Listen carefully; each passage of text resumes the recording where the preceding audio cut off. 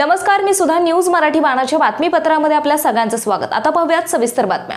Corona सारख्या साथीच्या काळामध्ये लग्न उद्योग हा एकमेव असा व्यवसाय आहे की जिथे त्याच्या सदस्यांनी स्वतःचा जीव धोक्यात घालून थेट सरकारला मदत केली आहे. कायटर्सनी गरजूंना वाटण्यासाठी मोठ्या प्रमाणामध्ये वेळोवेळी खाद्यपदार्थ तयार केले आहेत, तर सजावटीकरांनी प्रचंड मंडप तयार केले आहेत. मागील वर्षाच्या गरमीचा सीझन तसेच या वर्षीच्या हिवाळ्यातील कार्यक्रमांचा लग्नाचा उद्योग गमावला आहे.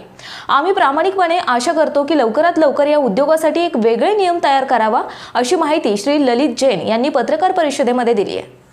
हमारी मांग एक ही है कि हमें काम करने को दिया जाए. सबसे पहले हमारी इंडस्ट्री बंद हुई थी जनता लॉकडाउन के पहले, और आज तक 5% भी ओपन नहीं हुए. बाकी सारी इंडस्ट्रीज 50%, 60%, 100% तक चालू हो चुकी है. लोगों को ये समझ लगता है कि जैसे शादी सिर्फ सेलिब्रेशन है, सिर्फ उत्सव है. नहीं, ये सेलिब्रेशन है कुछ परिवार के लिए, लेकिन लाखों परिवार के लिए रोजगार का जरिया है. और हम ऐसे लोगों को रोजगार देते हैं जिन्हें कोई फिक्स नौकरी नहीं देगा, जिनके पास जो अनएजुकेटेड है, अनस्किल्ड है, या उनके पास ऐसी कुछ मजबूरी है कि वो 9 से 7 का जॉब नहीं कर सकते. वो हमारे पास आते हैं, डेली बेसिस पे आते हैं, 100 से 150 दिन काम करते हैं और अपने पूरे साल भर का खर्च निकालते हैं. इस इंडस्ट्री से बहुत सारी इंडस्ट्रीज इनडायरेक्टली डायरेक्टली जुड़ी हुई है. जैसे डेकोरेशन में आप फ्लोरिश बोलिए, उसके बाद में लाइट, साउंड, डीजे, उनके लेबर्स है. उसके बाद में साफा, बैंड, ढोल, शहनाई, आर्टिस्ट, उसके बाद में ऑर्केस्ट्रा, म्यूजिशियंस. उसी तरह केटरिंग इंडस्ट्री से वेजिटेबल सप्लायर, डेयरी वाले, किराने वाले, सब्जी वाले, दूध दही है. हमारे जो लेबर्स है, सबसे इम्पोर्टेंट हमारे जो लेबर्स है, जैसे जो सफाई के लिए यूटिलिटी और कटिंग वाले स्टाफ आते हैं, वो बिल्कुल नाके से आते हैं. उनके पास कोई और काम उन्हें करना नहीं आता. हमारे पास पूरी वाली बाई आती है जिसमें काफी विधवा होती है, जिनके घर में कोई काम करने वाला नहीं होता. हमारे पास यूथ आते हैं, पीआरओज आती है, केटरिंग कॉलेज के बॉयज आते हैं, मिठाई कारीगर, फरसान कारीगर, ऐसे सब कारीगर आते हैं. हमारे महाराज को लोग आके बोलते हैं कि आपके हाथ में जादू है, पर उसे होटल में नौकरी नहीं मिलती क्योंकि उनके पास डिग्री नहीं है. वो बहुत अच्छा खाना बनाते हैं. वो एक साथ में 500, 2000 लोगों का खाना बना सकते हैं, लेकिन उन्हें 5 स्टार में काम नहीं मिलता क्योंकि उनके पास डिग्री नहीं है. इन सारे लोगों को बहुत बड़े पैमाने पर इस वेडिंग इंडस्ट्री से रोजगार मिलता है. ठीक है, कुछ लोगों के लिए उत्सव है, लेकिन सबसे बड़ा रोजगार का जरिया है. और इसमें इतना ज्यादा इकोनॉमी इससे डिपेंडेड है कि इतनी सारी इंडस्ट्रीज एक साथ में इससे जुड़ी हुई है. हम सरकार से निवेदन करते हैं कि हम पूरी तरह एसओपी फॉलो करेंगे, लेकिन जो ये कानून बनाया गया है कि 50 लोग, आज 1000 स्क्वायर फीट के बैंक्वेट में भी 50 की परमिशन है और 10,000, 15,000 फुट में भी 50 की परमिशन है. तो जिस तरह से मॉल में परमिशन दिया गया है, रेस्टोरेंट में परमिशन दिया गया 50% कैपेसिटी, मॉल्स में शॉप के बाहर लिखा गया हो उनकी साइज के हिसाब से कि 5, 10, 20 लोगों को परमिशन मिलेगी. तो हमारी एक ही रिक्वेस्ट है, बहुत साइंटिफिक है, बहुत लॉजिकल है, कि जो बैंक्वेट हॉल की साइज है या ओपन ग्राउंड की साइज है, तो साधारणतः हम कहते हैं कि 8 से 10 स्क्वायर फीट एक आदमी के लिए जरूरी है.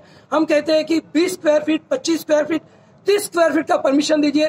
पर आप परमिशन दीजिए, उन्हें कहिए जो भी नियम है, सोशल डिस्टेंसिंग, मास्किंग, सैनिटाइजेशन पूरी तरह फॉलो करें, और इसके बाद जो नहीं करता है उन पर स्ट्रिक्ट एक्शन लीजिए.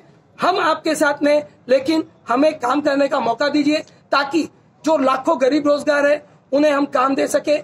हम तो शायद थोड़ी और टाइम सर्वाइव कर सकते हैं, लेकिन ये जो लाखों गरीब लोग हैं उनकी अब कैपेसिटी पूरी हो चुकी है. क्योंकि हमारी पहली सीजन थी, पिछले अप्रैल में की सीजन गई, नवंबर, दिसंबर, जनवरी की सीजन गई, और अब जो सीजन है वो 15 अप्रैल से मई तक की है. अगर ये 1.5 महीना हम काम नहीं कर सके तो उसके बाद अगले 5-6 महीने कोई भी काम नहीं है. यानी अब बात अगले 9 महीने की है, ये 1.5 महीने की नहीं है. तो अभी ये 1.5 महीना, 1 महीना कोई भी काम नहीं है. तो हम चाहेंगे कि उसके बाद जब हमारा सीजन शुरू हो रहा है 15 अप्रैल से लेकर मई तक, हमें गवर्नमेंट बुलाए, हमारे साथ बैठे, और जो वैज्ञानिक दृष्टि से लॉजिकल जो चीजें होती है वो हमारी बात समझे और हमें काम करने की परमिशन दे, ताकि लाखों ऐसे लोग जिन्हें और कहीं काम नहीं मिलेगा, जिनके पास फिक्स काम नहीं है, फिक्स नौकरी नहीं है, उनका रोजगार फिर से सलामत हो सके. और एक बहुत बड़ी बात, ये पूरा काम जो मुंबई और महाराष्ट्र का है, वो पूरा का पूरा बिजनेस मुंबई और महाराष्ट्र के बाहर जा रहा है, क्योंकि यहाँ पे परमिशन नहीं है. तो लोग डर रहे हैं और बाहर जाके ऐसे कैसे काम कर रहे हैं. वहां पे काम हो रहा है और कुछ काम कैंसिल हो रहे हैं. उसके साथ ही जैसे कि बाकी इंडस्ट्री में अब रेस्टोरेंट में है, 2-3 हजार फुट के रेस्टोरेंट में 100-200 की कैपेसिटी में 100 लोग अलाउ करते हैं. एक के बाद दूसरे बैठते हैं, तीसरे बैठते हैं, सैनिटाइजेशन पॉसिबल नहीं है. कॉन्टैक्ट ट्रेसिंग या रिकॉर्ड भी पॉसिबल नहीं है। हमारे यहाँ वो भी पॉसिबल है, क्योंकि एक फंक्शन के बाद दूसरे फंक्शन के बीच में गैप होता है, हम सैनिटाइजेशन कर सकते हैं।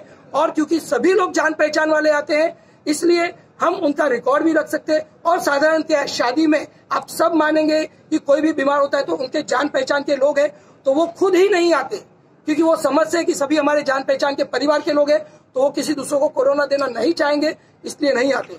हम ये बिल्कुल नहीं कहते कि शादी से कोरोना नहीं होता है, लेकिन सिर्फ शादी से कोरोना होता है, ये जो प्रचार पिछले 15-20 दिन से किया जा रहा है, बहुत गलत बात है। अगर शादी से कोरोना होता है तो उससे कई गुना ज्यादा बाकी कई इंडस्ट्री से जिनसे होता है। सरकार ने बहुत अच्छा काम किया है, रोजगार चालू किया है, हम उनके साथ हैं, हम उनकी तारीफ करते हैं, लेकिन उसके साथ हम ये भी कहते हैं कि हमें भी काम करने का मौका दीजिए, ताकि ये जो लाखों गरीब रोजगार है उन्हें अगले 8 महीने 9 महीने सरवाइव करने के लिए कुछ तो राहत मिले, वरना वो क्या करेंगे इसका हमें भी कुछ पता नहीं।